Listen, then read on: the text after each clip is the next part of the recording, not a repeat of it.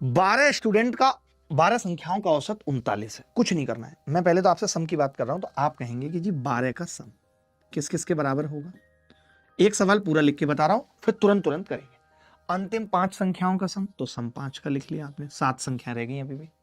पहली 4 संख्याओं का औसत, तो सम 4 का। आपने कहा अभी भी 3 संख्याएं रह गई, कौन कौन सी? 5वीं, 6ठी और 7वीं। 5वीं, 5th, 6th और 7th, ये रह गई। इनके बारे में क्या लिख सकते हैं? तो आपने कहा 5वीं 6ठी से 6 कम है, 5वीं को मैंने x मान लिया, x हमेशा रहेगा। 5वीं 6ठी से 6 कम है, यानी 6ठी x प्लस 6 है, कह सकता है।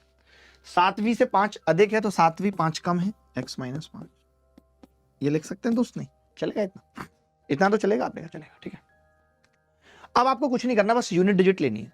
12 संख्याओं का औसत अगर ये है 12 निम्मा 108, 8 होगी यूनिट डिजिट, होगी 8। 5 संख्याओं का 35 है 55, 25, 5 होगा ये। पहली 4 का औसत 0, लेने की भी जरूरत नहीं है।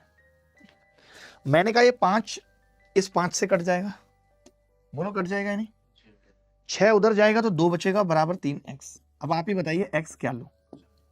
तो आपने कहा x 4 ले लीजिए, कुछ और आएगा x? 1 ले सकते थे? नहीं। 2 ले सकते थे? नहीं। 3 नहीं। 4 ले सकते थे? 5 नहीं, 6 नहीं, 7 नहीं, 8 नहीं, 9 नहीं, 10 नहीं, कुछ भी नहीं, यानी 4 ही होगा। x 4 पता चल गया मुझे, समझना ध्यान से। अब आपसे क्या पूछा है? 5वीं और 6ठी संख्या का औसत। कहां है 5वीं 6ठी? तो आपने कहा 5वीं 6ठी का सम बता दो पहले मास्टर साहब, सम कितना होगा? तो मैंने कहा x का यूनिट डिजिट कितना है? 4, तो ये तो 0 ही हो गया, तो सिर्फ 4 ही बच गया सम। अब सम 4 कब आ सकता है? जरा देखो, 2 से गुणा करके बताओ। 2 से, क्योंकि 2 संख्याएं है ना, तो एवरेज को 2 से गुणा कर रहा हूं। ये होगा? नहीं। ये होगा? नहीं। ये होगा? नहीं। 47 होता। ये इतने बड़े सवाल हैं, आप चाहो ना तो अभी गूगल करके आ जाना, तुम्हें पता लग जाएगा कि इन सवालों में बच्चों को नानी याद आती है, उनकी रूह कप जाती है। और आज हम इन सवालों का खेल खत्म कर देंगे।